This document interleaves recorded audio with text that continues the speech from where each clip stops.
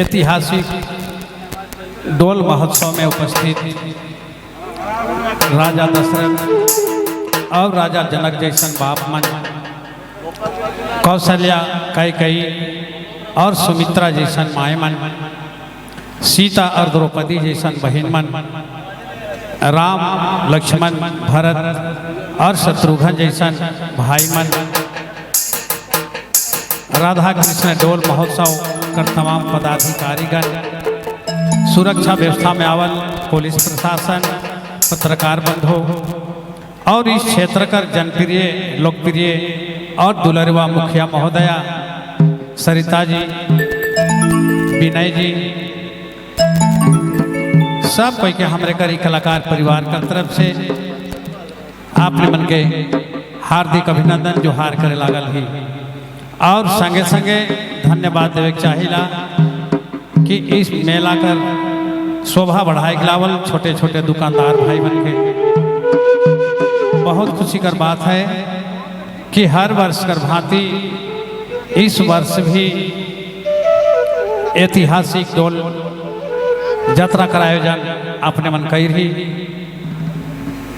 और ये डोल यात्रा में हमारे गरीब छोटा सा कलाकार टीम के जे हर वर्ष अपने मन मान सम्मान देवेला, ओकर ले भी आयोजक कमेटी के हमार कलाकार परिवार की तरफ से हार्दिक अभिनंदन और जोहार करे लागल ही। चलो कार्यक्रम को शुरुआती में जे हमरे कर अपन एक परंपरा है कि कोई भी काम शुरू करे से पहले हमरे मन भगवान से अर्जी करीला, विनती करीला कि आज का जो कार्यक्रम है, कार्यक्रम में कहीं किसी प्रकार कर कोई अप्रिय घटना ना घटे, कहीं कोई अशांत ना हो, क्षेत्र में सुख शांति बनल रहे। और इस क्षेत्र में निवास करे वाला जे भी माए मन है, बहन मन है, सब कोई माता पार्वती जैसन जब तक सूरज चांद रहे तब तक सदा सुहागन बनल रहो। यह आशा विश्वास लेके हमरे मन श्री श्री 108 श्री जगन्नाथ महाप्रभु कर वंदना करके आज के कार्यक्रम कर शुरुआती करब।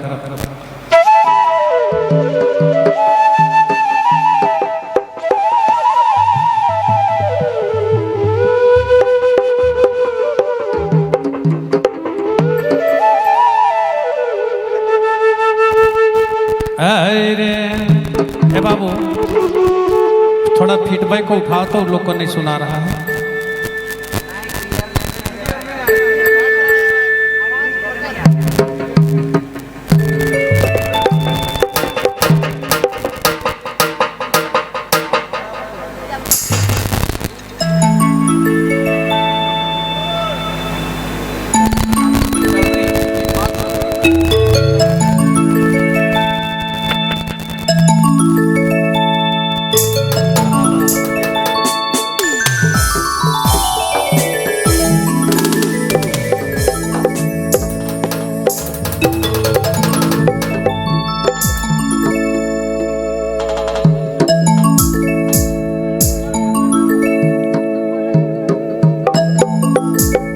शान्ताकारं भुजगशयनं पद्मनाभं सुरेशं विश्वधारां गगनसदृशं मेघवर्णं शुभांगं लक्ष्मीकान्तं कमलनयनं लक्ष्मीकान्तं कमलनयनं योगिर्भिध्यानगम्यं वन्दे विष्णु भवभयहरां सर्वलोकैकनाथं नीलाम्बुजश्यामलकोमलांगं नीलाम्बुजश्यामलकोमलांगं सीतासमारोपित्वामभागं पाणवमहासायकचारुचापं नमामि रामं रघुवर।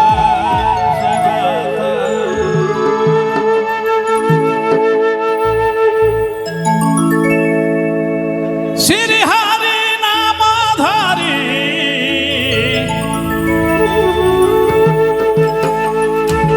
श्री हरि नामधारी गजेंद्र पुकार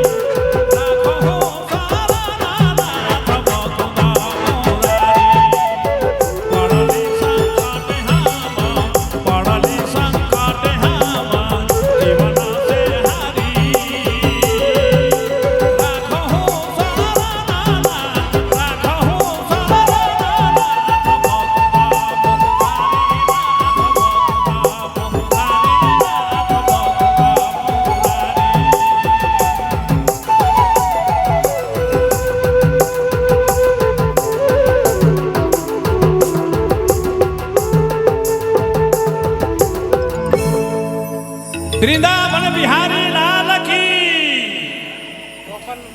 चलो धन्यवाद। और इस तरह